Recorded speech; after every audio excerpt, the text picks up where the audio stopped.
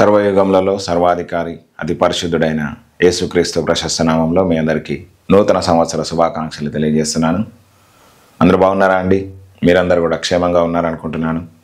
దేవుడు మనల్ని మన కుటుంబాలని 2024 సంవత్సరం అంతా కూడా క్షేమంగా కాపాడి ఈ నూతన సంవత్సరంలో ఆయన మనల్ని ప్రవేశపెట్టినందుకై ఆయనకు మహిమ కలుగునుగాక. ఈరోజు మనందరం కూడా ఈ 2025 సంవత్సరం కొరకు ఒక ప్రవచనాత్మక సందేశాన్ని మనం విందాం. దేవుని దగ్గర 2025 సంవత్సరం కొరకు ఒక మాటను అడిగినప్పుడు పరిశుద్ధాత్మ దేవుడు బయలుపరిచినటువంటి విషయం ఏమిటంటే, this is the year of investing in the kingdom of God. దేవుని రాజ్యములో ఒక పెట్టుబడి పెట్టేటువంటి సంవత్సరము అని పరిశుద్ధాత్మ దేవుడు బయలుపరచడం జరిగింది. I'm prophetically announcing and declaring that this is the year of investing in the kingdom of God. This is the year of investing in the kingdom of God. దేవుని రాజ్యంలో పెట్టుబడి పెట్టేటువంటి సంవత్సరం. రైట్, ఎందుకు మరి దేవుని రాజ్యంలో మనము పెట్టుబడి పెట్టాలి? ఈ లోక శిష్టాన్ని కనుక మనం చూస్తే మనము మల్టిపుల్ థింగ్స్లో ఇన్వెస్ట్ చేస్తాం. వి ఇన్వెస్ట్ ఇన్ బ్యాంకింగ్లో ఇన్వెస్ట్ చేస్తాము, స్టాక్స్లో ఇన్వెస్ట్ చేస్తాము, మ్యూచువల్ ఫండ్స్లో ఇన్వెస్ట్ చేస్తాము, అదేవిధంగా ల్యాండ్ పైన, ప్రాపర్టీస్ పైన, గోల్డ్ పైన ఇన్వెస్ట్ చేస్తాం. ఎందుకు? ఒక పర్టికులర్ టైం తర్వాత మనకు మంచి లాభాలు రావాలని, ఇప్పుడు మనం పడేటువంటి ప్రయాసకు ఒక మంచి ప్రతిఫలం రావాలని చెప్పేసి మనం కోరుకుంటాం. ఇవి శారీరకంగా మనము చేసేటువంటి పెట్టుబడి నిర్ణయాలు. కొంతమంది మంచి విలువ కలిగినటువంటి వాటి మీద పెట్టుబడి పెట్టడం ద్వారా కొన్ని సంవత్సరాల తర్వాత they will get good returns. వాళ్ళకు మంచి పెట్టుబడి లాభాలు అనేటువంటివి వస్తాయి. కొంతమంది విఫలమైనటువంటి వాళ్ళు కూడా ఉంటారు. వాళ్ళు పెట్టినటువంటి డబ్బులు కూడా పోతాయి. వాళ్ళని ఏమంటామంటే దే లూస్డ్, వాళ్ళు లాస్ అయ్యారని చెప్పేసి చెప్తాం. అయితే ఈ ఐహిక సంబంధమైనటువంటి, ఈ శరీర సంబంధమైనటువంటి సిస్టమ్ అనేటువంటిది కొన్నిసార్లు మిమ్మల్ని హెచ్చించవచ్చు, మీకు మంచి లాభాలు తీసుకురావచ్చు, కొన్నిసార్లు మీకు నష్టాలను కూడా తీసుకురావచ్చు. అయితే దేవుని యొక్క రాజ్యము, ఆ రాజ్యంలో పెట్టుబడి పెట్టేటువంటి ప్రతి ఒక్కరికి నష్టము అనేటువంటిది అసలే ఉండదు. మీరు దేవుని కొరకై ఏ చిన్నది పెట్టుబడి పెట్టినా అది మీకు గొప్ప పంటను తీసుకొస్తుంది. చాలామంది కూడా దేవుని రాజ్యముకై విత్తడానికి కావచ్చు, దేవుని కొరకై కష్టపడడానికి కావచ్చు, దేవుని కొరకై తమ యొక్క చేతులు చాపడానికి కావచ్చు, విస్తారంగా దేవుని కొరకై ప్రయాసపడడానికి కావచ్చు, ఎందుకు సుముఖత చూపించరు అంటే దే హ్యావ్ ఫియర్స్. వాళ్ళకు ఏముంటాయంటే భయాలు ఉంటాయి. రెండోది ఏంటంటే అవిశ్వాసం ఉంటుంది. మూడోది ఏంటంటే అభద్రతా భావం అనేటువంటిది ఉంటుంది. First thing is fear, second one is insecure, రెండవది ఏంటంటే అభద్రతా భావం, మూడోది ఏంటంటే అన్బిలీఫ్, అవిశ్వాసం. ఇవన్నీ కూడా ఏం చేస్తాయంటే ఒక మనిషిని దేవునిలో ముందుకు సాగకుండా ఆపుతాయి.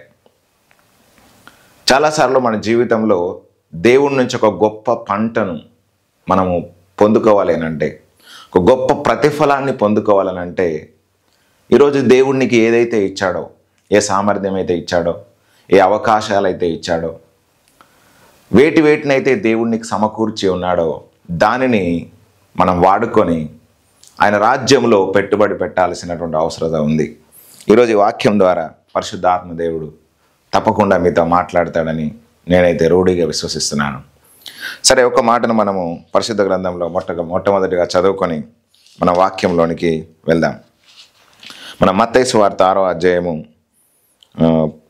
19వ వచనము 20వ వచనం ఒకసారి చదువుకుందాం. ఇక్కడ యేసుక్రీస్తు ప్రభువారు పరలోక సంబంధమైన వాటి విషయాల మీద మనం ఏ విధంగా పెట్టుబడి పెట్టాలో ఇక్కడ ఆయన జ్ఞాపకం చేస్తున్నాడు. ఒక్కసారి మనం చూస్తే కనుక, భూమి మీద మీ కొరకు ధనమును కూర్చుకొనవద్దు, ఇక్కడ చిమ్మటయు తుప్పును తినివేయును, దొంగలు కన్నము వేసి దొంగిలెదరు. పరలోకమందు మీ కొరకు ధనమును కూర్చుకొనుడి, అక్కడ చిమ్మట అయినను తుప్పైనను దాన్ని తినివేయదు, దొంగలు కన్నము వేసి దొంగిలరు. నీ ధనం ఎక్కడ ఉండునో అక్కడనే నీ హృదయము ఉండును. చాలు. ఇక్కడ యేసుక్రీస్తు ప్రభువారు చెప్తున్న మాట ఏంటంటే, ఈ భూమి మీద మీరు ధనాన్ని కూర్చుకోవద్దు. అట్లని చెప్పేసి మీరు ఉద్యోగాలు చేయొద్దనో లేకపోతే వ్యాపారాలు చేయొద్దనో అట్లాంటిది దేవుని ఉద్దేశం కాదు. ఈ భూమి మీద మీరు ఒకవేళ డబ్బును కూడబెడితే, సంపదను ఒకవేళ కూడబెడితే అది ఒకరోజు నశించిపోతుంది. చూడండి, మీరు చాలా కష్టపడి ఒక ఇల్లు కట్టారనుకోండి, ఒక 50 సంవత్సరాలకు, ఒక 100 సంవత్సరాలకు అది కరప్ట్ అయిపోతుంది, దాన్ని కూల్చేస్తారు. లేకపోతే మీరు చాలా కష్టపడి ఒక వాహనాన్ని కొనుక్కున్నారనుకోండి, ఒక 20 సంవత్సరాలకు 30 సంవత్సరాలకు దాన్ని స్క్రాప్లో వేసేస్తారు. మీరు చాలా కష్టపడి ఏదో ఒకటి సంపాదించారనుకోండి, దాని తర్వాత నెక్స్ట్ వచ్చే తరం వాళ్ళు దాన్ని కాపాడుకుంటారో కాపాడుకోరో కూడా తెలియదు. ఒకవేళ మీరు చాలా ఐశ్వర్యవంతులు, డబ్బు కలిగిన వాళ్ళు అయ్యారనుకోండి, దాన్ని దొంగిలించాలని కూడా, దాన్ని కొట్టేయాలని చెప్పేసి కూడా చాలామంది కూడా ప్రయత్నాలు చేస్తూ ఉంటారు. అందుకే ఇక్కడ యేసుక్రీస్తు ప్రభువారు అంటున్న మాట ఏంటంటే, భూమి మీద మీ కొరకు ధనమును కూర్చుకొనవద్దు, ఇక్కడ చిమ్మటయు తుప్పును తినివేయును, దొంగలు కన్నము వేసి దొంగిలిస్తారు. చూడండి, ఎందుకు రాబరీస్ జరుగుతున్నాయి ఈ కాలంలో. రాబరీ అంటే మన డబ్బులన్నీ కూడా ఎక్కడ ఉంటున్నాయండి? గూగుల్ పేలో, ఫోన్పేలో, లేకపోతే బ్యాంక్లో ఉంటున్నాయి. సైబర్ నేరగాళ్ళు ఏం చేస్తున్నారంటే ఒక క్లిక్లోనే ఆ డబ్బులన్నీ కూడా కొట్టేస్తున్నారు. ఈ దొంగలు అనేటువంటి వాళ్ళు ఉన్నారు. దొంగతనం చేస్తాడు. అయితే ఇక్కడ ఏమంటున్నాడంటే దేవుడు, పరలోకమందు మీ కొరకు ధనమును కూర్చుకొనండి, అక్కడ ఏముండదంట, చిమ్మట అయినను తుప్పైనను దానిని తినివేయదు, దొంగలు కన్నము వేసి దొంగిలరు. పరలోకంలో గనక మీరు సమకూర్చుకుంటే, పరలోక సంబంధమైనటువంటి వాటిని మీరు సంపాదించుకుంటే, అక్కడ మీకు యుగయుగాలు ఉంటాయి. ఈరోజు ఈ భూమి మీద మనము సుమారుగా 70 సంవత్సరాలు లేకపోతే 80 సంవత్సరాలు మనం జీవిస్తాం. ఈ 70-80 సంవత్సరాలకు లేకపోతే బలం ఎక్కువగా ఉంటే, దేవుని కృప ద్వారా గొప్ప ఆయుష్కాలం పొందుకుంటే 120 సంవత్సరాల వరకు మనం బ్రతుకుతాం. అయితే దేవుడు అంటున్న మాట ఏంటంటే, ఈ అల్పకాలము, ఈ 80, 90 లేకపోతే 100 ఈ సంవత్సరాల కొరకే మీ యవ్వనాన్ని, మీ తెలివిని, మీ మేధాశక్తిని, మీ బలాన్ని, మీ సామర్థ్యాన్ని అంతా కూడా వాడుకొని కష్టపడుతున్నారు. ఉద్యోగాలు చేస్తున్నారు, వ్యాపారాలు చేస్తున్నారు, లేకపోతే నానా విధాలుగా ప్రయత్నాలు చేసి ఎంతో కొంత సంపాదించాలి, ఎంతో కొంత నెక్స్ట్ జనరేషన్కు నేను ఇవ్వాలి అని చెప్పేసి మీరు ప్రయాసపడుతున్నారు కదా. అయితే యుగయుగాలు ఒక రాజ్యంలో మీరు జీవిస్తారు. మనం ఈ భూమిని వదిలిపెట్టి వెళ్ళిపోయిన తర్వాత మనం ఎక్కడికి వెళ్తామండి? పరలోకానికి వెళ్తాం, దేవుని రాజ్యంలోనికి వెళ్తాం. అక్కడ మన యొక్క సంపద ఎంత ఉంది, అక్కడ మీరు ఎంత సంపాదించుకుంటున్నారు, అది మీకు కరప్టబుల్ థింగ్స్ కాదు. అక్కడ మీరు సంపాదించుకునే ప్రతిదీ కూడా ఎటర్నల్గా ఉంటుంది, అంటే శాశ్వత కాలం ఉంటుంది అని ఇక్కడ యేసుక్రీస్తు ప్రభువారు జ్ఞాపకం చేస్తున్నారు. ఈ క్షయమైపోయేటువంటి వస్తువులు ఉన్నాయి, అక్షయమైపోయేటువంటి వస్తువులు ఉన్నాయి, పాడైపోయేటువంటి వస్తువులు ఉన్నాయి, పాడు కానటువంటి వస్తువులు ఉన్నాయి, తరిగిపోయేటువంటి సంపద ఉంది, తరగనటువంటి సంపద ఉంది. అయితే ఇక్కడ యేసుక్రీస్తు ప్రభువారు మాట్లాడుతున్న మాట ఏంటంటే, అక్షయమైనటువంటి దాని కొరకు మీరు ప్రయాసపడండి, పరలోకమందు మీరు ధనం సంపాదించుకోండి, అక్కడ మీకు యుగయుగాలు మీరు వాటిని అనుభవిస్తారు అని చెప్పేసి ఇక్కడ యేసయ్య మాట్లాడుతూ ఉన్నాడు. కాబట్టి ఈరోజు ప్రవచనాత్మకంగా పరిశుద్ధాత్మ దేవుడు మీతో మాట్లాడుతున్న మాట ఏంటంటే, యుగయుగాలు ఉండేటువంటి రాజ్యంలో మనం గొప్పగా జీవించడానికి ఈ భూమి మీద మనము పెట్టుబడి పెట్టాల్సినటువంటి అవసరత ఉంది.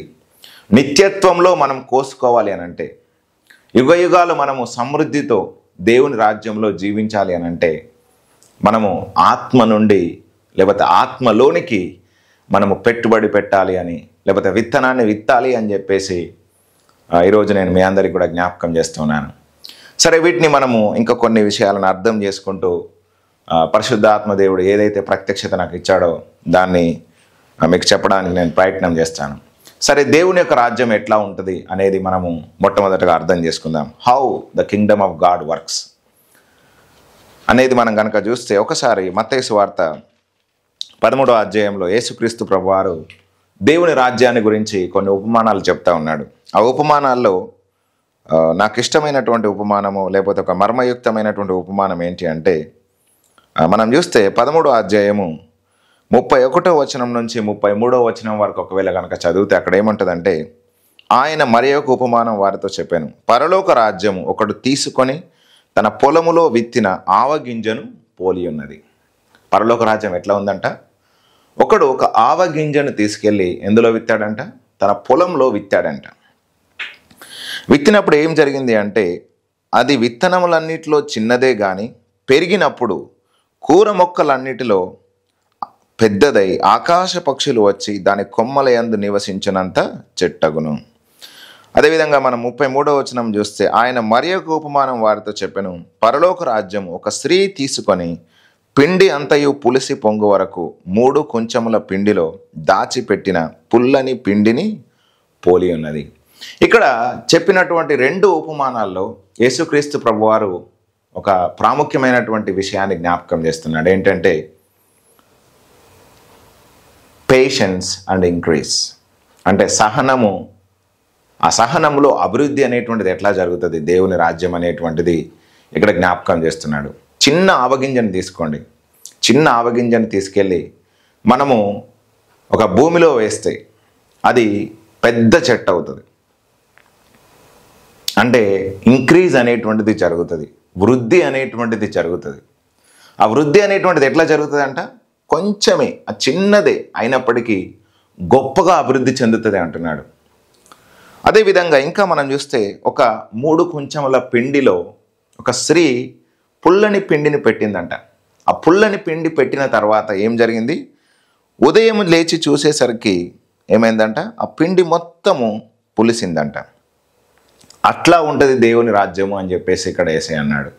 ఈ ఉపమానం మీరు ఎన్నిసార్లు చదివారో, ఎంతమందికి అర్థమైందో నాకు తెలియదు, కానీ పరిశుద్ధాత్మ దేవుడు నాకు బయలుపరిచినటువంటి మాట ఈ యొక్క ఉపమానాల ద్వారా ఏంటంటే, దేవుని రాజ్యం అనేటువంటిది ఎవర్ ఇంక్రీజింగ్ కింగ్డమ్. అంటే అభివృద్ధి చెందుతూనే ఉంటుంది. మనం యెషయా గ్రంథం 9వ అధ్యాయంలో మనం చూస్తే, ఆయన రాజ్యం అనేటువంటిది వృద్ధి చెందుతూనే ఉంటుంది. ఆ రాజ్యానికి మితులు అనేటువంటి ఉండవు అని చెప్పేసి అక్కడ జ్ఞాపకం చేస్తూ ఉంటాడు ప్రవక్త. దానియేలు గ్రంథం 2వ అధ్యాయంలో కూడా మనం చూసినట్లయితే, ఆ రాజ్యముకు మితి అనేటువంటిది ఉండదు అని చెప్పేసి అంటాడు. అది పొందినటువంటి వారికే తెలుస్తుంది అని చెప్పేసి కూడా అక్కడ జ్ఞాపకం చేస్తూ ఉంటాడు. కాబట్టి ఇక్కడ మనం అర్థం చేసుకోవడానికి ప్రయత్నం చేస్తే, దేవుని రాజ్యంలో మనం విత్తేటువంటి ప్రతి చిన్నది కూడా గొప్పగా వృద్ధి చెందుతుంది అనేది ఇక్కడ యేసయ్య జ్ఞాపకం చేస్తున్నాడు. దేవుని రాజ్యంలో మీరు పెట్టుబడి పెట్టే ప్రతి చిన్నది కూడా అది గొప్పగా వృద్ధి చెందుతుంది. ఒక చిన్న ఆవగింజనే విత్తాడంట ఒక వ్యక్తి, కానీ అది ఒక గొప్ప చెట్టుగా మార్చబడింది. కూర మొక్కలన్నిటిలోకెల్లా ఈ ఆవ చెట్టు అనేటువంటిది పెద్దగా ఉంటుంది. అదేవిధంగా ఈరోజు మీరు ఆత్మలో విశ్వాసము చేత చేసేటువంటి ప్రతి ప్రయత్నము, ప్రతి పని, దేవుని కొరకై మీరు ఇచ్చేటువంటి ప్రతి కానుక, ప్రతి విత్తనము, ప్రతి పెట్టుబడి మీకు గొప్ప ప్రతిఫలాన్ని తీసుకొస్తుంది అని చెప్పేసి ఇక్కడ యేసయ్య జ్ఞాపకం చేస్తున్నాడు. ఈ ప్రతిఫలం అనేటువంటిది కాలం గడుస్తున్న కొలది, సమయం గడుస్తున్న కొలది అది వృద్ధి చెందుతూ ఉంటుంది తప్ప కృంగిపోయినట్టుగా ఉండదు అనేది మనం అర్థం చేసుకోవాలి. ఈ రోజుల్లో మనం చూస్తే కనుక చాలామంది కూడా రియల్ ఎస్టేట్లో ఇన్వెస్ట్మెంట్ చేశారు. ఓవర్ ద టైం కొంతకాలం బాగానే రియల్ ఎస్టేట్ బూమింగ్లో ఉంది. ఇప్పుడు కనుక మనం చూస్తే రియల్ ఎస్టేట్ పడిపోయింది. కొంతమంది స్టాక్ మార్కెట్లో ఇన్వెస్ట్ చేస్తారు, కొంతకాలము చాలా రిటర్న్స్ వస్తాయి, తర్వాత కుప్పకూలిపోయిన సందర్భాలు ఎన్నో ఉన్నాయి, క్రాష్ అయిపోయిన సందర్భాలు ఎన్నో ఉన్నాయి. కొంతమంది గోల్డ్ మీద ఇన్వెస్ట్మెంట్ చేస్తారు, లేకపోతే కొన్ని సంస్థలలో ఇన్వెస్ట్మెంట్ చేస్తారు. ఇట్లా నానా విధాలైనటువంటి పెట్టుబడులు పెట్టినప్పుడు కొంతమందికి లాభాలు ఇవ్వచ్చు, అవి కొన్నిసార్లు అవి నష్టము కూడా తీసుకొస్తాయి. కానీ దేవుడు ఇక్కడ మాట్లాడుతున్న మాట ఏంటంటే, మీరు ఆయన రాజ్యములో ఒక చిన్న విత్తనము లాంటి పని చేసిన, చిన్నది విత్తిన అది మీకు గొప్ప ప్రతిఫలాన్ని తీసుకొస్తుంది. ఇది మీరు విశ్వాసముతో విత్తేటువంటి విత్తనము కాబట్టి, మీరు విశ్వాసముతో పెట్టేటువంటి పెట్టుబడి కాబట్టి ఇది మీకు గొప్ప ప్రతిఫలాన్ని తీసుకొస్తుంది, అది అభివృద్ధి చెందుతుంది అని చెప్పేసి యేసుక్రీస్తు ప్రభువారు ఇక్కడ జ్ఞాపకం చేస్తూ ఉంటున్నాడు. కాబట్టి ఈరోజు ఈ వాక్యం వింటున్నటువంటి నా ప్రియమైన సహోదరులారా, స్నేహితులారా, దేవుని రాజ్యములో మీరు పెట్టేటువంటి ప్రతి పెట్టుబడి, దేవుని కొరకై మీరు చేసేటువంటి ప్రతి పని, దేవుని పరిచర్య కొరకై మీరు ఇచ్చేటువంటి ప్రతి రూపాయి, దేవుని పరిచర్య కొరకై మీరు వెచ్చించేటువంటి ప్రతి నిమిషము, ప్రతి గంట, ప్రతిరోజు మీకు ఒక గొప్ప ప్రతిఫలాన్ని తీసుకొస్తుంది, అది అభివృద్ధి చెందిస్తుంది మిమ్మల్ని అనేది ఈరోజు నేను మీ అందరికీ కూడా జ్ఞాపకం చేస్తున్నాను. చాలామంది ఎట్లా ఉంటారంటే క్షయమైపోయేటువంటి వాటి కొరకు ఎక్కువగా కష్టపడతారు. ఈరోజు ఏం తింటాం, రేపు ఏం తింటాం, లేకపోతే నా కుమార్తె వివాహం ఎట్లా చేయాలి, నా కుమారునికి ఎట్లా చదువులు చదివించాలి, లేకపోతే నేను ఇప్పుడు ఏటిలో ఇన్వెస్ట్మెంట్ చేస్తే ఒక 10 సంవత్సరాల తర్వాత నేను ఇల్లు కట్టుకోగలుగుతాను, లేకపోతే వాహనం కొనుక్కోగలుగుతాను అని చెప్పేసి నానా విధాలైనటువంటి ప్లానింగ్స్ ఈ రోజుల్లో మనుషులకు ఉంటాయి. ఓకే, అది మంచిదే కావచ్చు, కానీ దేవుడు ఆత్మ నుంచి కోసుకోవాలి అని చెప్పేసి కోరుకుంటున్నాడు. చాలామంది శారీరకంగా కోసుకోవాలని చెప్పేసి అనుకుంటున్నాడు. మీకు వచ్చేటువంటి ప్రతి ఆశీర్వాదం అనేటువంటిది ఆత్మ నుంచి రావాలి. మనము ఒకవేళ కనుక యాకోబు పత్రిక 1వ అధ్యాయంలో చదివితే కనుక అక్కడ యాకోబు భక్తుడు అంటాడు, శ్రేష్టమైన ప్రతి ఈవి, సంపూర్ణమైన ప్రతి వరము పరసంబంధమైనదై జ్యోతిర్మయుడకు తండ్రి యొద్ద నుంచి వస్తుంది. ఈరోజు మీరు పొందుకునే ప్రతి ఆశీర్వాదము, ప్రతి దీవెన అది దేవుడు ఇచ్చిందై ఉంటుంది. మరి ఎంత ప్రయాసపడ్డా, ఎంత పరిగెత్తినా దేవుడు మీకు ఇవ్వకపోతే మీరు గొప్పవారు కాలేరు. అందుకే కీర్తన గ్రంథం 127, 128 అధ్యాయాలు కనుక మనం చదివితే అక్కడ ఇల్లు కట్టేటువంటి వాడు ఎంత ప్రయాసపడ్డా దేవుడు గనక కృప చూపించకపోతే, దేవుడు గనక కాపాడకపోతే, దేవుడు గనక ఇవ్వకపోతే ఏమీ రాదు అని చెప్పేసి అక్కడ అంటాడు. దేవుడు ఇల్లు కట్టించని ఎడల దాని కట్టువారి ప్రయాసము వ్యర్థమే. ఒకవేళ ఒక పట్టణాన్ని రాత్రంతా కాపాడాలనుకున్నా, ఒక 50 మందో, ఒక 100 మందో, ఒక 1,00,000 మందో మెలకువగా ఉండి ఆ పట్టణాన్ని కాపాడాలని ఒకవేళ అనుకుంటే, దేవుడు గనక ఒకవేళ కాపాడకపోతే వాళ్ళు ఎంత మెలకువగా ఉన్నది వ్యర్థమే అని చెప్పేసి అంటాడు. కాబట్టి ప్రయాసపడు వానిలో కానీ, పరిగెత్తు వానిలో కానీ ఏమీ లేదు, కానీ కరుణించు దేవునిలోనే అన్నీ ఉన్నాయి. కాబట్టి ఈరోజు మనం పొందుకునే ప్రతిదీ కూడా దేవుని అనుగ్రహమై ఉంటుంది, దేవుని కృపలో నుంచి ఉంటుంది. కాబట్టి దేవుని కృప, దేవుని కనికరం లేకుండా మనం ఏమీ కూడా సాధించలేం. కాబట్టి ఈరోజు నా ప్రియమైన సహోదరులారా, సహోదరులారా, దేవుని యొక్క ప్రజలారా, మీ అందరికీ కూడా నేను ప్రేమతో మనవి చేసేది ఏంటంటే, మీరు ఏది పొందుకోవాలన్నా అది దేవుని నుంచి వచ్చేదై ఉండాలి. దేవుని నుంచి వచ్చిన ప్రతిదీ కూడా తరతరాలు దీవెనకరంగా, ఈ భూ సంబంధమైన దీవెనలతో పాటు యుగయుగాలు ఆశీర్వాదకరంగా ఉంటుంది అనేది ఈరోజు నేను మీ అందరు కూడా జ్ఞాపకం చేస్తున్నాను. కాబట్టి మనము రాజ్యములోనికి విత్తే ప్రతిదీ కూడా గొప్పగా అభివృద్ధి చెందుతుంది, అది గొప్ప ప్రతిఫలాన్ని తీసుకొస్తుంది, యుగయుగాలకు అది నిలిచి ఉంటుంది. దాని కొరకు మనం ప్రయాసపడాలని చెప్పేసి ఈరోజు నేను జ్ఞాపకం చేస్తున్నాను. ఒకవేళ మీరు 2024 సంవత్సరం వరకు మీ కొరకు, మీ కుటుంబం కొరకు, క్షయమైపోయేటువంటి వాటి కొరకు ప్రయాసపడుతూ వచ్చారు కావచ్చు, కానీ ఈ సంవత్సరం నుంచి తప్పకుండా మీరు దేవుని రాజ్యం కొరకు కష్టపడాలి, దేవుని రాజ్య వ్యాప్తి కొరకు ప్రయాసపడాలి. ఇది ఒక పిలుపుగా దేవుడు మిమ్మల్ని పిలుస్తున్నాడు. God is calling you for the investing in the kingdom of God.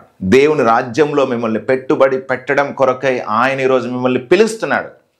పెట్టుబడి అంటే ఏదో డబ్బులు ఇవ్వమని చెప్పేసి చెప్పట్లేదు నేను. మీ సమయాన్ని పెట్టుబడిగా పెట్టండి, లేకపోతే మీరు సువార్త వ్యాప్తి కొరకై ప్రయాసపడండి. మీరు దేవుని సన్నిధిలో ప్రార్థనను పెట్టుబడిగా పెట్టండి.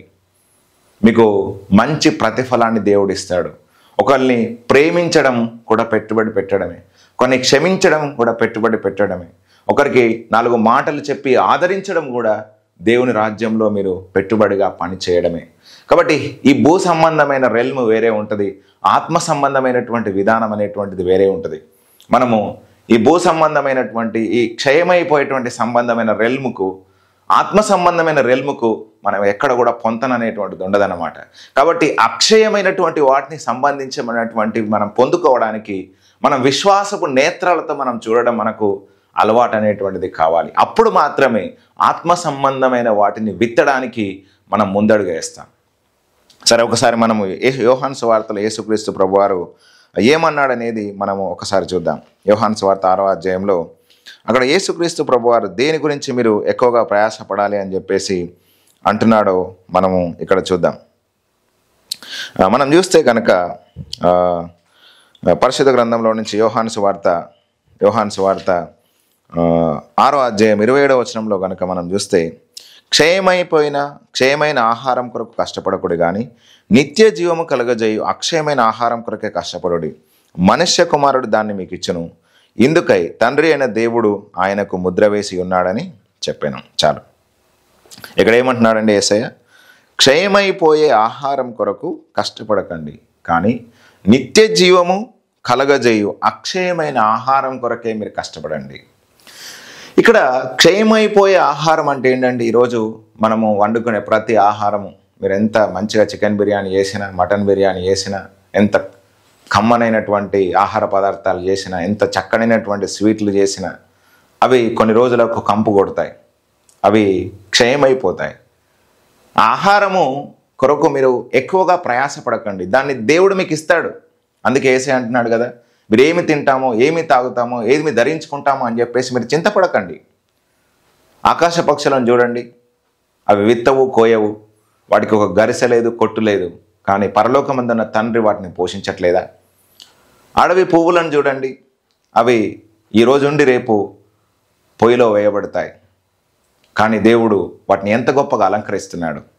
నేడుండి రేపు పొయ్యిలో వేయబడేటువంటి అడవి పువ్వును సొలొమోను సౌందర్యం కంటే ఎక్కువగా సౌందర్యంగా అలంకరించి, సొలొమోనుకు ఉన్నటువంటి మహిమ కంటే ఎక్కువగా మహిమ చేత అలంకరించినప్పుడు అల్ప విశ్వాసులారా మీకు అన్నీ కూడా ఎందుకు దేవుడు ఇవ్వడం అని చెప్పేసి అక్కడ ప్రశ్నిస్తాడు. కాబట్టి మీరు దేవుని రాజ్యాన్ని, నీతిని మొదట వెతకండి, అప్పుడు మీకు అన్నీ కూడా అనుగ్రహించబడతాయని చెప్పేసి అక్కడ అంటున్నాడు. అంటే చూడండి, ఇక్కడ యేసయ్య అంటున్న మాట ఏంటంటే, దేవుని రాజ్యము, దేవుని నీతిని మీరు వెతకండి, దేవుని రాజ్య సంబంధమైనటువంటి విషయాల మీద మీరు మనస్సుంచండి, ఆయన రాజ్య సంబంధమైనటువంటి విషయాలలో మీరు పెట్టుబడి పెట్టండి, ఆయన కొరకు మీరు విశ్వసించండి, అప్పుడు ఆయన మీకు అన్నీ కూడా చేసి ఇస్తాడని చెప్పేసి అక్కడ జ్ఞాపకం చేస్తూ ఉన్నాడు అన్నమాట. కాబట్టి ఇక్కడ మనం అర్థం చేసుకోవాల్సిన విషయం ఏమిటంటే, క్షయమైపోయేటువంటి ఆహారం ఉన్నది, క్షయమైపోయేటువంటి వస్తువులు ఉన్నాయి, క్షయమైపోయేటువంటి రాజ్యం ఉన్నది, అక్షయమైన ఆహారం ఉంది, అక్షయమైనటువంటి రాజ్యం ఉంది, అక్షయమైనటువంటి ధనం ఉంది, అక్షయమైనటువంటి కిరీటం ఉంది, అక్షయమైనటువంటి మహిమ ఉంది, అక్షయమైనటువంటి అధికారం ఉంది, అక్షయమైనటువంటి స్థితి ఉంది. దాని కొరకు ఈ భూమి మీద మనం ఎంతగా ప్రయాసపడుతున్నాం అనేది ఈరోజు మనము లెక్కేసుకోవాలి. ఈరోజు మీరు కూర్చొని ఆలోచించండి, మీరు ఎంత అక్షయమైన డబ్బును సంపాదించి పెట్టుకున్నారు. పరలోకంలో కూడా ఒకవేళ ఈ భూమి మీద ఉన్నట్టుగానే బ్యాంక్ ఉండి అందులో డబ్బు నిల్వ చేసుకునే అవకాశం ఉండి, దాని నుంచి విత్డ్రా చేసుకొని ఒకవేళ వాహనాలు కొనుక్కునే అవకాశము, బంగారం కొనుక్కునే అవకాశము, అక్కడ ప్లాట్లు కొనుక్కునే అవకాశము, లేకపోతే అక్కడ విల్లాలు కొనుక్కునే అవకాశం కనుక ఒకవేళ ఉంటే, అక్కడ ఆ కొత్త భూమి, కొత్త ఆకాశంలో మీకు కొంత మహిమ అనేటువంటిది దేవుడు నిర్ణయించి పెట్టడానికి ఈ భూమి మీద మీరు ప్రయాసపడిన ప్రయాసను ఒకవేళ కనుక ఆయన లెక్కలోనికి తీసుకుంటే, మీ స్థాయి ఎంత చిన్నగా ఉంటుంది అనేది, లేకపోతే నా స్థాయి ఎంతగా ఉంటుంది అనేది మనము ఎప్పుడు కూడా అర్థం చేసుకుంటూ మనం బహుగా ప్రయాసపడాల్సిన అవసరం ఉంది. అందుకే యేసయ్య అంటున్నాడు, మీరు ఒకవేళ నా పేరట ఒక గిన్నెడు చన్నీళ్ళు ఒక చంటి పిల్లగానికి ఇస్తే దాని ప్రతిఫలం మీరు పోగొట్టుకోరు అంటాడు. కాబట్టి God considering everything that is doing for him, ఆయన కొరకు మనం చేసే ప్రతి దాన్ని ఆయన లెక్కలో ఉంచుకుంటాడు. దరిద్రులకు మీరు ఎంత సహాయం చేస్తున్నారు, రోగగ్రస్తులను మీరు ఎంతగా ఆదరిస్తున్నారు, శ్రమలో ఉన్నటువంటి వారికి మీరు ఎంతగా ఆదరణగా ఉంటున్నారు, అదేవిధంగా చెరసాల్లో ఉన్న వారిని ఎంతమందిని మీరు పరామర్శించారు, అదేవిధంగా వస్త్రాలు లేని వారికి మీరు ఎంతమందికి వస్త్రాలను ఇచ్చారు, అదేవిధంగా బలహీనతల చేత, శ్రమల చేత, పాపములో, అంధకారంలో, చీకటిలో ఉన్న వారి కొరకు మీరు ఎంతగా ప్రయాసపడ్డారు. దానంతటిని బట్టి దేవుడు తప్పకుండా మీకు ప్రతిఫలాన్ని ఇస్తాడు అనేది ఈరోజు నేను మీ అందరికీ కూడా జ్ఞాపకం చేస్తున్నాను. కాబట్టి తప్పకుండా దేవుడు ప్రతిఫలం ఇచ్చేటువంటి దేవుడు. అందుకే ఎబ్రీ పత్రిక 6వ అధ్యాయంలో 11వ అధ్యాయం 6వ వచనంలో మనం చూస్తే, విశ్వాసము లేకుండా దేవునికి ఇష్టడై ఉండుట అసాధ్యం, ఆయన యొద్దకు వచ్చువాడు ఆయన ఉన్నాడని, ఆయనను వెదుకువానికి ఫలము దయచేస్తాడని నమ్మవలను కదా అని చెప్పేసి అక్కడ భక్తుడు రాస్తూ ఉంటాడు. కాబట్టి ఆయన ఉన్నాడు. ఆయనను వెదికేటువంటి వానికి తప్పకుండా ప్రతిఫలం ఇస్తాడు, తప్పకుండా రివార్డ్ ఇస్తాడు. నువ్వు ఈరోజు దేవుని కొరకై చేసే ప్రతి పనికి ప్రతిఫలం ఇస్తాడు. అందుకే వాక్యంలో ఒక మాట రాయబడి ఉంటుంది, ప్రభువునందు మీ ప్రయాస ఎప్పుడు వృధా కాదు అని చెప్పేసి అంటాడు పౌలు. కాబట్టి దేవుని కొరకై మీరు చేసే ప్రతి పని ఎన్నటికీ వృధా కాదు. అది తరతరములకు దీవెనకరంగా, తరతరములకు ఆశీర్వాదకరంగా ఉంటుంది. మనము ఒకసారి ఫిలిప్పీలకు రాసిన పత్రిక 2వ అధ్యాయము 19వ వచనం నుంచి మనం ఒకసారి చదువుకుందాం. ఇక్కడ ఒక మనుష్యుని గురించి పౌలు మాట్లాడుతూ ఉన్నాడు. ఆయన ఎవరు అంటే చూడండి, నేను మీ క్షేమము తెలుసుకొని ధైర్యం తెచ్చుకొని నిమిత్తము తిమోతిని శీఘ్రముగా మీ యొద్దకు పంపుటకు ప్రభు అయిన యేసునందు నిరీక్షించుచున్నాను. మీ క్షేమ విషయమై నిజముగా చింతించువాడు అతని వంటి వాడెవడును నా యొద్ద లేడు. అందరూ తన సొంత కార్యములనే చూచుకొనుచున్నారు కానీ యేసుక్రీస్తు కార్యములను చూడరు. అందరు ఏం చేస్తున్నారంట? తమ సొంత కార్యాలనే చూసుకుంటున్నారు, కానీ యేసుక్రీస్తు కార్యాలను ఎవరు చూడట్లేదు. అందరూ తమ సొంత కుటుంబం కొరకు, తమ సొంత జీవితం కొరకు, తమ పిల్లల కొరకు, తమ భార్య కొరకు, భర్త కొరకు, వీటి కొరకే ప్రయాసపడుతున్నారు. వీటి కొరకే మీరు కష్టపడుతున్నారు. కష్టపడద్దు అని కూడా నేను చెప్పట్లేదు, కానీ మనం ఏం చేయాలంట? యేసుక్రీస్తు కార్యములను చూడట్లేదంట. మన కుటుంబం కొరకు కష్టపడుతూనే క్రీస్తు కార్యముల కొరకు కూడా మనం ఏం చేయాలండి? ప్రయాసపడాల్సినటువంటి బాధ్యత ఈరోజు మన మీద ఉంది. అతని యోగ్యత మీరెరుగుదురు. తండ్రికి కుమారుడు ఎలాగో సేవ చేయనో అలాగే అతడు నాతో కూడా సువార్త వ్యాపకము నిమిత్తము సేవ చేసెను. ఇక్కడ యేసుక్రీస్తు పని కొరకు, యేసుక్రీస్తు ప్రభు యొక్క రాజ్య వ్యాప్తి కొరకు తిమోతి ఏం చేస్తున్నాడంట? సేవ చేశాడంట. ఒక తండ్రికి కుమారుడు ఎట్లా సేవ చేశాడో నాకు ఈ తిమోతి అనేటువంటి భక్తుడు సేవ చేస్తూ వచ్చాడు. నేను ఎక్కడికి వెళ్ళినా నాకు తోడుగా ఉన్నాడు. నేను సువార్త వ్యాప్తి చెందడానికి బహుగా రేయనక పగలనక ప్రయాసపడుతున్నప్పుడు నాకు పరిచర్య చేసి పెట్టాడు. ఇతని వంటి వాడు ఎవడు కూడా నాకు దొరకలేదు అని చెప్పేసి తిమోతి గురించి ఫిలిప్పీ సంఘానికి పౌలు సాక్ష్యం చెప్తా ఉన్నాడు.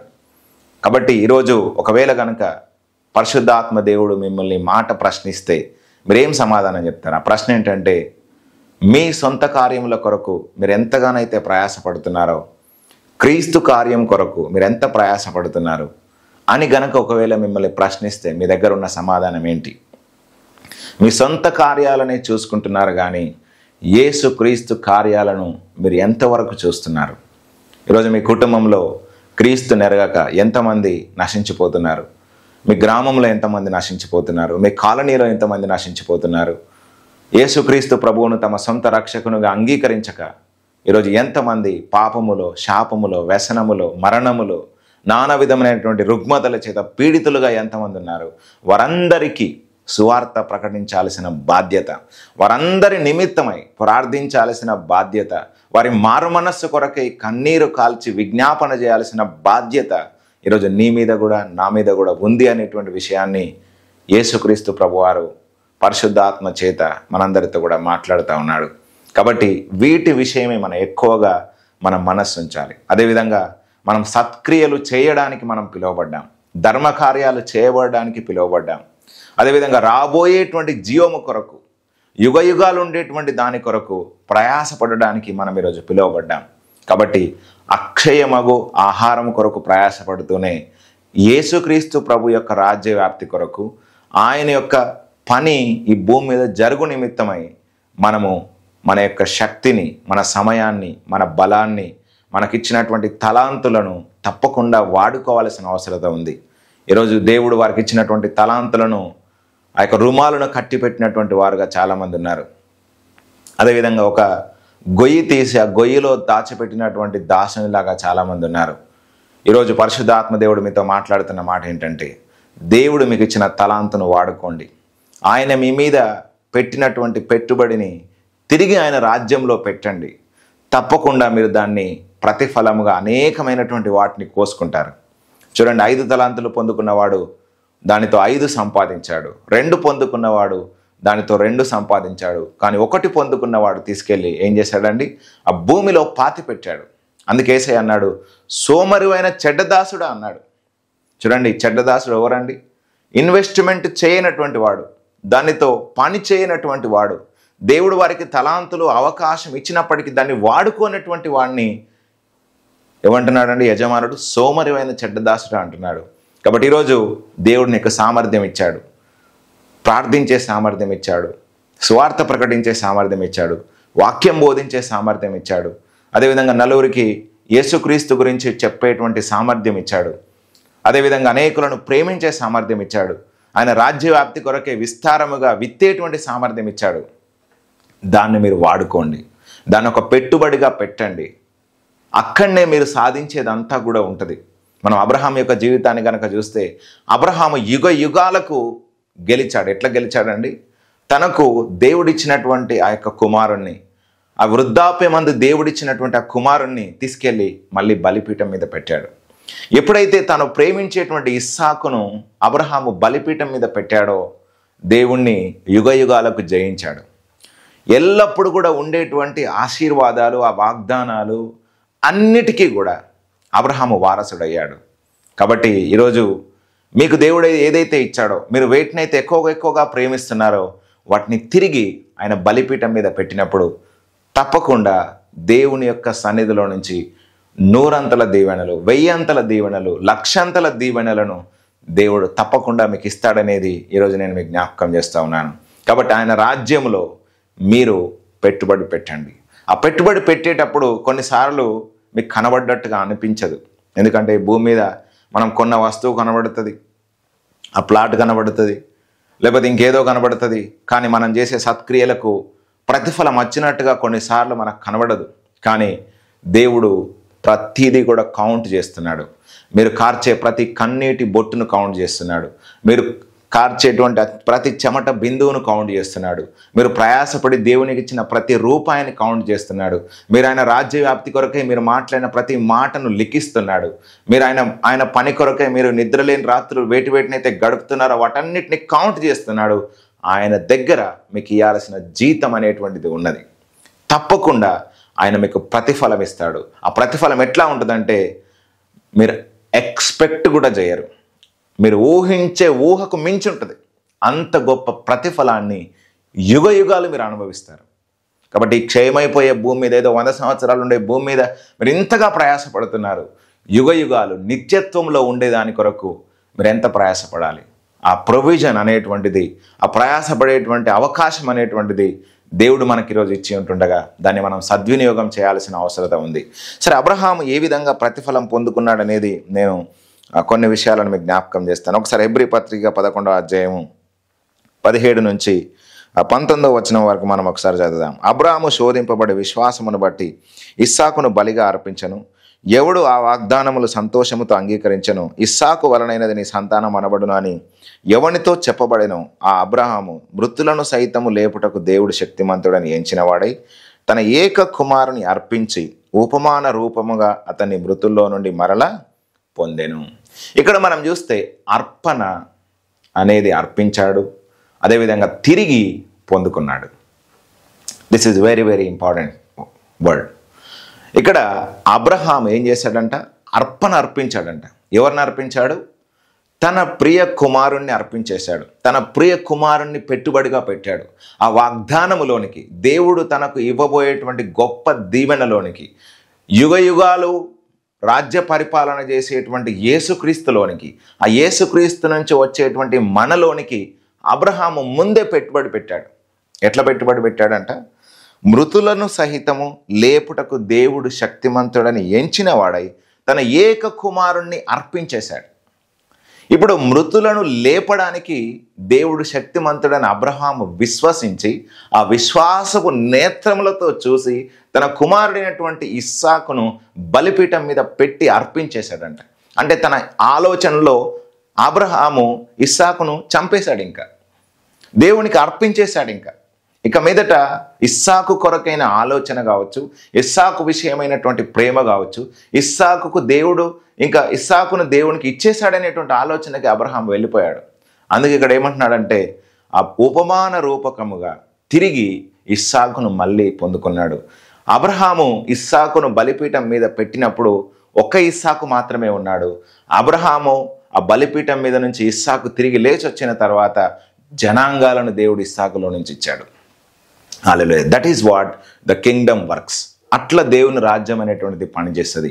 నువ్వు దేవునికి అర్పించేటువంటి అర్పణ ఒక్కటే ఉంటుంది, కానీ నువ్వు దేవుని నుంచి పొందుకునేటప్పుడు ఒక జనరేషన్స్ బ్లెస్సింగ్స్ నువ్వు పొందుకుంటావు, లేకపోతే కొన్ని తరాలను నువ్వు ఆశీర్వాదాన్ని పొందుకుంటావు, లేకపోతే కొంతమంది జనాంగాలను నువ్వు పొందుకుంటావు. నువ్వు ఇచ్చేటువంటి ప్రతి ఆ యొక్క కానుక కావచ్చు, దేవుని రాజ్య సంబంధ విషయమైనటువంటిది మీరు ఇచ్చేటువంటి ప్రతిదీ కావచ్చు, అది యుగయుగాలకు నిత్యత్వానికి అది ఆశీర్వాదకరంగా దీవెనకరంగా ఉంటుంది. ఇక్కడ అబ్రహాము తన కుమారునిచ్చి ఆ కుమారునిలో నుంచి ఏం పొందుకున్నాడు? యేసయ్యను పొందుకున్నాడు. అబ్రహాము కుమారుడైనటువంటి యేసు, ఆ యేసులో నుంచి ఈరోజు విశ్వాసం ఇచ్చిన నిన్ను పొందుకున్నాడు. అదేవిధంగా రాబోయే జనరేషన్స్ అందరికీ కూడా ఒక తండ్రిగా అబ్రహాము ఈరోజు నియమించబడ్డాడు.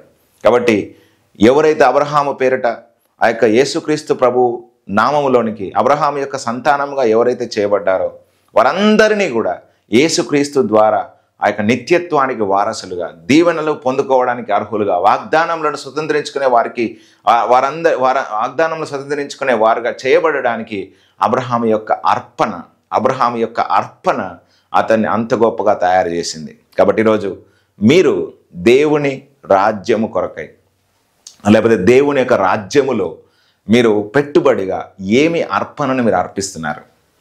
ఈరోజు మీరు అతిగా ప్రేమించేవి ఎన్నున్నాయి? వాటిని తిరిగి దేవుడు ఒకవేళ అడిగితే దాన్ని ఆయనకు స్వేచ్ఛగా ప్రేమతో తిరిగి ఇచ్చేంత మనస్సు మీకు ఉందా? వాటి మీద ఉన్నటువంటి ప్రేమను తిరిగి కిల్ చేయగలిగేంత బలం మీకుందా? అక్కడనే మీరు దేవుని హృదయాన్ని గెలుస్తారు. మోషేను చూడండి. ఇదే హెబ్రీ పత్రిక 11వ అధ్యాయంలో చూస్తే 24వ వచనంలో, మోషే పెద్దవాడైనప్పుడు విశ్వాసమును బట్టి ఐగుప్తు ధనం కంటే క్రీస్తు విషయమైన నింద గొప్ప భాగ్యమని ఎంచుకొని అల్పకాలము పాపభోగం అనుభవించుట కంటే దేవుని ప్రజలతో శ్రమ అనుభవించుట మేలని యోచించి ఫరో కుమార్తె యొక్క కుమారుడిని అనిపించుకొనుటకు ఒప్పుకొనలేదు. ఏలైనగా అతడు ప్రతిఫలముగా కలగబోవు బహుమానమునందు దృష్టి ఉంచెను. ప్రతిఫలముగా కలగబోవు బహుమానమునందు దృష్టి ఉంచాడు. కాబట్టి అల్పకాల పాపభోగములను అనుసరించుట కంటే క్రీస్తు విషయమైన నింద గొప్ప భాగ్యమని ఎంచుకొని ఫరో కుమార్తె యొక్క కుమారుడిని అనిపించుకోవడానికి ఒప్పుకోలేదంట. దేవుని ప్రజలతో శ్రమ అనుభవిస్తే చాలు అనుకున్నాడంట. కాబట్టి దేవుడు మోషేని ఎంత గొప్పగా హెచ్చించాడు. ఆ మోషే ద్వారా ఇశ్రాయేలు ప్రజలను విమోచించాడు. మోషే ద్వారా ధర్మశాస్త్రం ఇచ్చాడు. మోషే ద్వారా న్యాయ విధులను ఇచ్చాడు. మోషే ద్వారా యేసుక్రీస్తు ప్రభు యొక్క రాకను ప్రవచనపూర్వకంగా కూడా చెప్పాడు. కాబట్టి ప్రతిఫలముగా పొందబోయే గొప్ప బహుమానం మీద మోషే దృష్టించాడు. కాబట్టి అల్పకాలము పాపభోగం అనుసరించడానికి అతడు ఎంత మాత్రము ఒప్పుకోలేదు. అదేవిధంగా ఫరో కుమార్తె యొక్క రాజభోగాలు అనుభవించడానికి అతడు ఎంత మాత్రము ఆశపడలేదు. కాబట్టి ఈరోజు మీ అందరికీ కూడా నేను జ్ఞాపకం చేయాలనుకుంటున్న మాట ఏంటంటే, ఈ భూ సంబంధమైనవి క్షయమైపోయేటువంటివి. దాని కొరకు మీరు ఎంత పరిగెత్తితే అవి అంత దూరం అవుతాయి. కానీ దేవుని రాజ్యాన్ని, నీతిని మీరు మొదట వెతకండి. ఆయన రాజ్యంలో మీరు పెట్టుబడి పెట్టండి, మీ సమయాన్ని వెచ్చించండి. అట్లని చెప్పేసి మీ కుటుంబం కొరకు పని చేయొద్దని చెప్పట్లేదు, కానీ మీకు దేవుడు ఏ ఏ అవకాశాలు అయితే ఇచ్చాడో వాటిని మీరు సక్రమంగా వాడుకోండి. ఆయన కొరకు మీరు ప్రయాసపడండి. వాటిని ఆయన మీ యొక్క ప్రయాసను ఒక అర్పణగా అర్పించేసేయండి. దేవుడు దానికి మల్టిప్లై చేసి దానికి నూరంతలుగా కలిపి దేవుడు నీకు ఇస్తాడు, తప్పకుండా ఇస్తాడు. ఆయన మాట వాస్తవం, సత్యము. దేవునికి ఇచ్చి శోధించమంటున్నాడు. ఆయనకి ఇచ్చి ప్రతిఫలము పొందగలవాడు ఎవడు అని చెప్పేసి రోమీలకు రాసిన పత్రికలో ఒక క్వశ్చన్ ఇస్తాడు. మీరు ఆయనకు ముందుగా ఇచ్చి మీరు ప్రతిఫలం పొందకుండా ఉండలేరు. దేవుడు అలాగున ఎప్పుడు ఉండడు. ఎందుకంటే ఆయన అబద్ధం ఆడే దేవుడు కాదు. ఆయన సత్యవంతుడు, ఆయన న్యాయవంతుడు. ఆయనకు మనం ఒకటి ఇస్తున్నాము, ఆయన చేతిలో మనం పెడుతున్నాము, ఆయన రాజ్యంలో ఒకటి పెట్టుబడిగా పెడుతున్నామంటే తప్పకుండా యూ విల్ రీప్ 2000% ఆర్ 100,000%, లక్షంతలుగా, వెయ్యంతలుగా, వందంతలుగా మీకు ప్రతిఫలము తప్పకుండా దేవుడు ఇస్తాడు. ఇక్కడ అబ్రహాము ఇస్సాకును అర్పణగా అర్పించి ఆ ఇస్సాకులో నుంచి జనాంగాలను కోసుకున్నాడు. ఆ ఇస్సాకులో నుంచి యేసుక్రీస్తుని కోసుకున్నాడు. యేసుక్రీస్తులో నుంచి మనని పంటగా కోసుకున్నాడు. తనైన దేవుని కూడా చూడండి, తన ప్రియ కుమారుడైనటువంటి యేసుక్రీస్తుని భూమి మీదకి అర్పించేసి మనందరిని కూడా కొనుక్కున్నాడు, మనందరిని కూడా కోసుకున్నాడు. మనందరం కూడా ఈరోజు పంట అయ్యాం. కాబట్టి ఒక అర్పణను అర్పించకుండా మనము కోసుకోవడం, ఒక పంట కోసుకోవడం అనేటువంటిది అసాధ్యం. విత్తకుండా మనం పంటను కోయగలుగుతామా? కోయలేమండి. కాబట్టి మనం సోమరులుగా ఉండకుండా, మనం నిద్రమత్తులై ఉండకుండా, మనం మత్తులుగా ఉండకుండా మనము మెలకువగలిగినటువంటి వారమై దేవుని కొరకు ఆసక్తి కలిగి ఈ 2025వ సంవత్సరంలో మనం బహుగా ప్రయాసపడాల్సిన అవసరత ఎంతగానో ఉంది. మనము అంత్యదినాల్లో ఉంటున్నాం. సమయం అనేటువంటిది ఇంకా లేదు. యేసుక్రీస్తు ప్రభువారు త్వరగా రాబోతున్నాడు. కాబట్టి ఆయన కొరకు మనం సిద్ధపడదాం. ఆయన రాజ్య సంబంధమైన విషయాల మీద మనం ఎక్కువగా మనస్సును కేంద్రీకరించుదాం. ఇంతవరకు మీరు మీ యొక్క కడుపు కొరకు, మీ కుటుంబం కొరకు, మీ జీవితం కొరకు కష్టపడింది చాలు. ఇంకా దేవుని కొరకు ప్రయాసపడడం ప్రారంభించండి. మీరున్న దగ్గరనే, మీరు పని చేసే చోట, మీరు వ్యాపారం చేసే చోట, మీరు ప్రయాణాలు చేసే చోట కొంతైనా దేవుని కొరకు ప్రయాసపడండి. ఆ చిన్న ఆవగింజ గొప్ప చెట్టు అయినట్లుగా, ఒక చిన్న ముద్ద పులిసిన పిండి ఆ పెద్ద ముద్దంతటిని పులియజేసిన రీతిగా మీరు ఆరంభించే ప్రతి చిన్న పని, మీరు దేవుని కొరకై చేసే చిన్న పరిచర్య, అది మెల్లిమెల్లిగా వృద్ధి చెందుతుంది. మొదట కొంచెముగా ఉన్న తుదకు మహాభివృద్ధి పొందుతుంది అని చెప్పేసి దేవుని వాక్యంలో రాయబడింది. కార్యములు అల్పములై ఉన్నప్పుడు ప్రజలు తృణీకరించవచ్చు. అందుకే జెరుబ్బాబేలు చేతిలో ఒక నూలుగుండు ఉండడం చూసి దేవుడు ఆనందిస్తాడంటున్నాడు. ప్రజలందరూ కూడా అవమానపరిచారంట. జెరుబ్బాబేలు తిరిగి ఆ మందిరాన్ని కట్టడం మొదలుపెట్టినప్పుడు ఇతని చేతులు ఆ పునాది వేశాయి, ఇతని చేతులు ఆ గోడలను బాగు చేస్తున్నాయి, ఇతను ముగిస్తాడా? నెహమ్యాలను కావచ్చు, ఎజ్రాలను కావచ్చు చూసి సన్బల్టు, టోబియాలు ఏమన్నారండి? వీళ్ళు బలమైనవిగా మళ్ళీ చేస్తారా? ఒకవేళ కనుక ఒక నక్క దుంకితే పడిపోతాయని చెప్పేసి అపహాస్యపు మాటలు మాట్లాడారు. కానీ వాళ్ళు ఎప్పుడు కూడా వాళ్ళు నిందించినటువంటి నిందలను బట్టి, అవమానాలను బట్టి ఆగిపోలేదండి. వారు దేవుని ఆత్మచేత నింపబడి, బలపరచబడి వాళ్ళు ముందుకెళ్ళారు.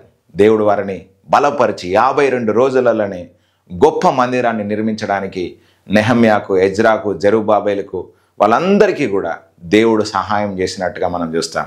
ఎప్పుడైతే ఒక నూలు గుండు, లేకపోతే ఆ యొక్క కట్టడానికి ఒక గుండు వాడతారు కదా అండి, అతని చేతిలో ఉండడం చూసి దేవుడు సంతోషించాడు. అంత మాత్రమే కాదు, అతని ముందున్నటువంటి ప్రతి కొండలను చదును చేశాడు. జెరుబ్బాబేలును అడ్డగిస్తున్న పర్వతమాను చదును భూమి కమ్మన్నాడు. కృప కలుగునుగాక అన్నప్పుడు అతడు పైరాయి తీసి పెట్టిస్తాడు. అతని చేతులే పునాదులు వేశాయి, అతని చేతులు ముగిస్తాయని చెప్పేసి దేవుడు మాట్లాడాడు. కాబట్టి మీలో కార్యసాధకమో క్రియాశక్తిని బట్టి బహుగా ప్రయాసపడడానికి ఆయన మీకు సామర్థ్యం ఇస్తాడు. అందుకే పౌలు అంటాడు, నా వలన ఏదైనా అయినట్లుగా ఆలోచించటకు నా అంతటా నేనే సమర్థుడను కాదు, కానీ నా సామర్థ్యము దేవుని ద్వారా కలిగింది అంటాడు. కాబట్టి మీరు ఒక అడుగు వేయడం మీరు స్టార్ట్ చేయండి, దేవుడు మిమ్మల్ని 100 అడుగులు నడిపిస్తాడు. కొంచెం ఇవ్వడం మీరు ప్రారంభించండి, గొప్పగా ఇవ్వడానికి దేవుడు సహాయం చేస్తాడు. కొంచెం మీరు దేవుని కొరకు మాట్లాడడం మీరు ప్రారంభించండి, గొప్పగా మాట్లాడడానికి దేవుడు సహాయం చేస్తాడు. కొంచెం దేవుని రాజ్యం కొరకు మీరు సమయం ఇవ్వడం ప్రారంభం చేయండి, దేవుడు దాన్ని గొప్పగా ఆశీర్వదిస్తాడు. ఒక 5 నిమిషాలు దేవుని కొరకు మీరు కేటాయించండి, దాన్ని కొన్ని గంటలుగా దేవుడు చేయగలుగుతాడు. ఒక 10 నిమిషాలు దేశం కొరకు, రాష్ట్రం కొరకు మీరు ప్రార్థించడం ప్రారంభించండి, దాన్ని ఒక గంటగా దేవుడు ఆశీర్వదిస్తాడు. కాబట్టి మీరు దేవుని కొరకు వేసే చిన్న అడుగును దేవుడు మీ చేయి పట్టుకొని నడిపించి అనేక వేల కిలోమీటర్ల వరకు మిమ్మల్ని ఆయన నడిపిస్తాడు. ఎందుకంటే ఆయన శక్తిమంతుడు. God honours every little beginning. మీరు ప్రారంభించే ప్రతి చిన్న పనిని దేవుడు గౌరవిస్తాడు, దేవుడు ఆశీర్వదిస్తాడు. ఒకవేళ లోకం తృణీకరించవచ్చు. అందుకే మనం చూసినట్లయితే జకర్యా గ్రంథంలో కార్యములు అల్పములై ఉన్నప్పుడు జనాలు తృణీకరిస్తారు, కానీ దేవుడు దాన్ని ఘనపరిచేటువంటి వాడై ఉంటాడు. కాబట్టి 2025వ సంవత్సరంలో మీరు నూతనంగా ఆరంభించండి, దేవుని కొరకు పని చేయడం ఆరంభించండి. ఆయన మిమ్మల్ని అంచలంచలుగా అభివృద్ధి చెందిస్తాడు. ఆయన రాజ్యంలో మీ సమయాన్ని పెట్టుబడిగా పెట్టండి, విశ్వాసంతో పెట్టుబడిగా పెట్టండి. మీరు తప్పకుండా 100 పంటను కోసుకుంటారు. మీరు కాలం గడుస్తున్న కొలది, సమయం గడుస్తున్న కొలది ఆత్మలో మీరు వర్ధిల్లుతారు. మీరు ఎంతగానైతే ఆత్మలో వర్ధిల్లుతారో అంతగా మీరు అన్ని విషయాల్లో సౌఖ్యంగా ఉండునట్లుగా దేవుడు అనుగ్రహిస్తాడు. కాబట్టి అట్టి కృపను మీ ఎడల విస్తరింపజేస్తాడని నేనైతే హృదయపూర్వకంగా విశ్వసిస్తున్నాను. ఈ మాటలు మీకు అర్థమైనట్లయితే ఆమేనని చెప్పండి, ఆమేనని టైప్ చేయండి. కాబట్టి మీ కొరకు నేను ఈ సమయంలో ప్రార్థిస్తాను. మనందరం కూడా ప్రార్థన చేసుకుందాం. నజరేయుడా యేసయ్యా మీకు వందనాలు. ఇంతవరకు మీరు మాట్లాడిన ప్రతి మాటను బట్టి వందనాలు నాయనా. ఈ 2024 సంవత్సరం అంతా మీరు కాపాడారు తండ్రి. 2025 సంవత్సరంలోనికి మీరు మమ్మల్ని ప్రవేశపెట్టినందుకు స్తోత్రములు చెల్లిస్తున్నాను. దేవా నాయన ప్రతి ఒక్కరిని మీరు ఆశీర్వదించండి ప్రభా. ఈ భూమి మీద అక్షయమగు వాటిని సంపాదించుకోవడానికి నాయన అక్షయమైనటువంటి వాటిలో పెట్టుబడి పెట్టడానికి మీరు మమ్మల్ని ఈ సంవత్సరం పిలిచారు. కాబట్టి మా సమయాన్ని, అదేవిధంగా మా డబ్బును, మా బలాన్ని, మాకు ఇచ్చిన తలాంతులను, అదేవిధంగా మీరు మాకు ఇచ్చిన ప్రతి సామర్థ్యాన్ని, మీరు మాలో డిపాజిట్ చేసిన ప్రతి దేవ శక్తిని మీ కొరకు వాడినట్లుగా, మీ రాజ్యవ్యాప్తి కొరకు బహుగా ప్రయాసపడినట్లుగా ప్రతి ఒక్కరికి శక్తి ఇమ్మని ప్రార్థిస్తున్నాను తండ్రి. ఎవరు కూడా నాయన తండ్రి సంకుచిత స్వభావంతో ఉండకుండా, ఎవరు కూడా తన ఐహిక సంబంధమైన వాటి కొరకు ప్రయాసపడి ఆత్మ సంబంధమైనవి పోగొట్టుకోకుండా మీరు కృపనిమ్మని ప్రార్థిస్తున్నాను తండ్రి. మీరు ఇహమందు 100 రెట్లు తండ్రి నిత్య జీవములో అనేక రెట్లు ఇస్తానని మీరు వాగ్దానం చేశారు. కాబట్టి తండ్రి మీ కొరకు పెట్టుబడి పెట్టే ప్రతి దానికి మీరు గొప్పగా ప్రతిఫలం ఇస్తారు. ఆయన అబ్రహాము తండ్రి తన కుమారుని అర్పించి ఆ కుమారునిలో నుంచి జనాంగాలను కోసుకున్నాడు. మోషే తండ్రి నాయన తనకిచ్చినటువంటి ఆధిక్యతను వదిలిపెట్టేసి మీ ప్రజలతో శ్రమ అనుభవించడం మేలని ఎంచుకున్నాడు. అప్పుడు తండ్రి నాయన అతన్ని గొప్పగా వాడుకొని ఇశ్రాయేలు ప్రజలను విమోచించేంతగా ఆ యొక్క రక్షకునిగా మీరు తనని నిలబెట్టారు. ఈరోజు కూడా నేను ఎవరెవరైతే ఈరోజు సిద్ధపడి ఆయన మీ రాజ్యవ్యాప్తి కొరకు ప్రయాసపడుతూ నాయన కష్టపడుతూ ఉన్నారో వారందరిని కూడా మీరు ఆశీర్వదించండి. ఎవరెవరైతే ఈరోజు నుంచి ప్రారంభించబోతున్నారో వారందరినీ గొప్పగా సిద్ధపరిచి లేవనెత్తమని కూడా ప్రార్థిస్తున్నాను తండ్రి. 2025 సంవత్సరం అంతా కూడా వారిని కాచి కాపాడండి, మేలు చేయండి, వారి కుటుంబాలని దీవించండి, ఆశీర్వదించండి, అంచెలంచెలుగా అభివృద్ధి పొందించండి. ఇది మొదలుకొని మీ క్షేమము, మీ సమాధానము ప్రతి ఒక్కరికి దయచేయమని నజరేయుడైన యేసునామమున ప్రార్థిస్తున్నాము తండ్రి. ఆమేన్. అందరికీ వందనాలండి. దేవుడు మిమ్మల్ని మీ కుటుంబాలని బహుగా దీవించునుగాక. ఈ 2025 సంవత్సరం అనేది మీకు ఆశీర్వాదకరంగా మార్చబడునుగాక. మీరు దేవుని రాజ్యం కొరకై విత్తేటువంటి ప్రతి విత్తనము, మీరు పెట్టుబడి పెట్టే ప్రతి పెట్టుబడి మీకు 100 ప్రతిఫలం ఇచ్చునుగాక. In Jesus name I pray and declare amen. God bless you.